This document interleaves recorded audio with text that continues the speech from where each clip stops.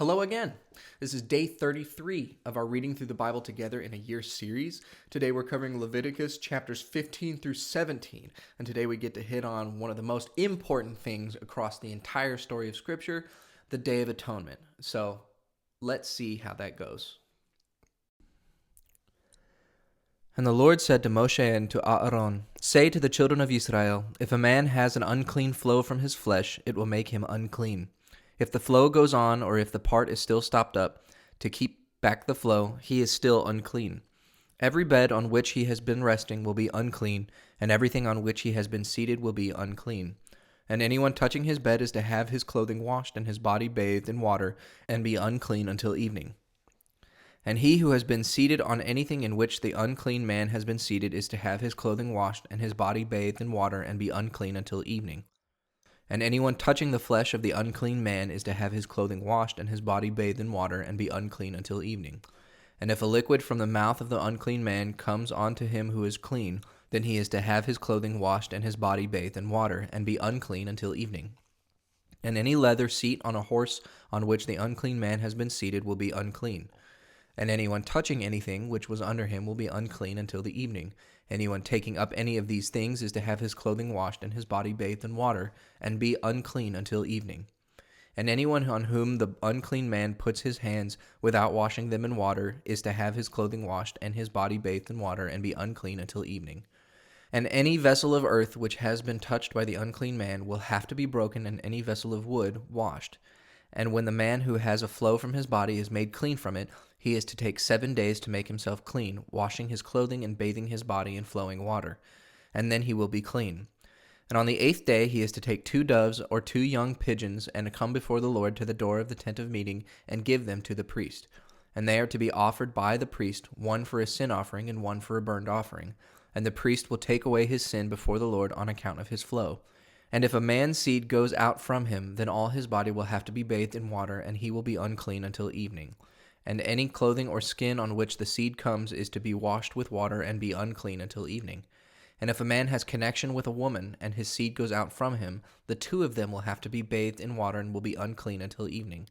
And if a woman has a flow of blood from her body, she will have to be kept separate for 7 days, and anyone touching her will be unclean until evening.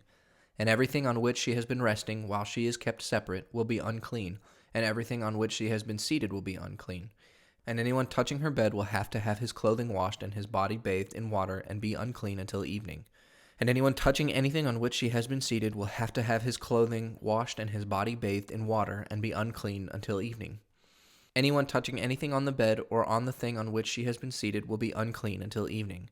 And if any man has connection with her so that her blood comes on him, he will be unclean for 7 days, and every bed on which he has been resting will be unclean. And if a woman has a flow of blood for a long time, not at the time when she generally has it, or if the flow goes on longer than the normal time, she will be unclean while the flow of blood goes on, as she is at other normal times. Every bed on which she has been resting will be unclean, as at the times when she normally has a flow of blood, and everything on which she has been seated will be unclean, in the same way. And anyone touching these things will be unclean, and his clothing will have to be washed and his body bathed in water, and he will be unclean until evening. But when her flow of blood is stopped, after 7 days she will be clean. And on the 8th day let her get 2 doves or 2 young pigeons, and take them to the priest to the door of the tent of meeting, to be offered by the priest, one for a sin offering and one for a burnt offering. And the priest will take away her sin before the Lord on account of her unclean condition. In this way may the children of Israel be made free from all sorts of unclean conditions, so that death may not overtake them when they are unclean, and when they make unclean my holy place which is among them.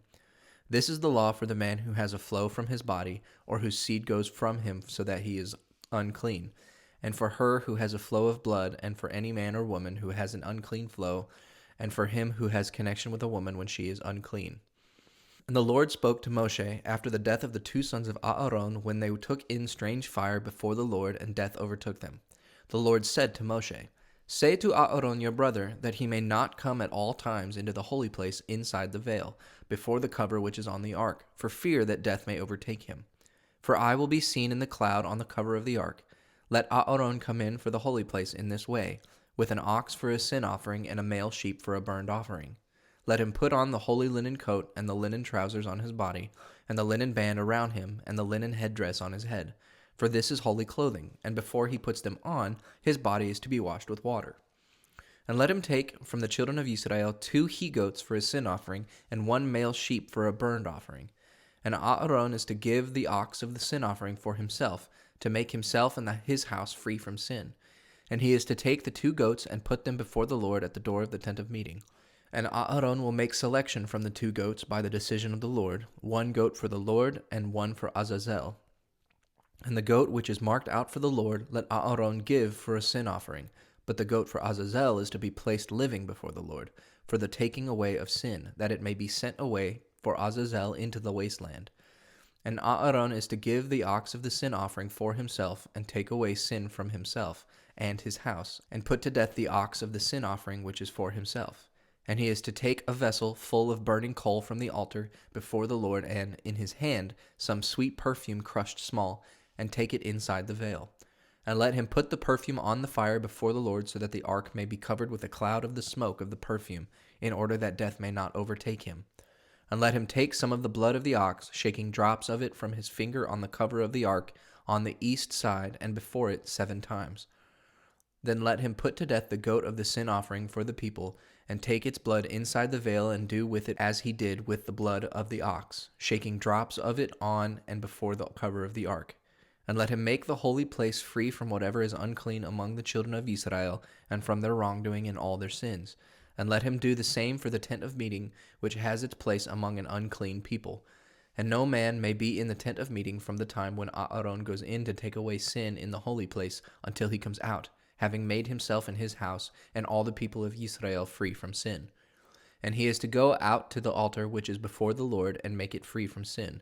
And he is to take some of the blood of the ox and the blood of the goat, and put it on the horns of the altar and around it, shaking drops of the blood from his finger on it 7 times, to make it holy and clean from whatever is unclean among the children of Israel. And when he has done whatever is necessary to make the holy place and the tent of meeting and the altar free from sin, let him put the living goat before the Lord. And Aaron, placing his 2 hands on the head of the living goat, will make a public statement over him of all the evil doings of the children of Israel, and all their wrongdoing in all their sins.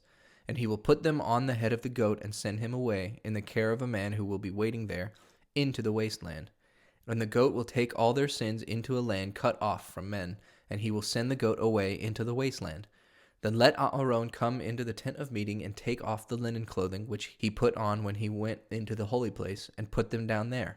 And after bathing his body in water in a holy place, he is to put on his clothing, and come out and give his burnt offering and the burnt offering of the people, to take away his sin and the sin of the people. And the fat of the sin offering is to be burned by him on the altar. And the man who takes away this goat for Azazel is to have his clothing washed and his body bathed in water, and then he may come back to the tent circle. And the ox of the sin offering and the goat of the sin offering, whose blood was taken in to make the holy place free from sin, are to be taken away outside the tent circle, and their skins and their flesh and their waste are to be burned with fire. And the man by whom they are burned is to have his clothing washed and his body bathed in water. And then he may come back to the tent circle. And let this be an order to you forever.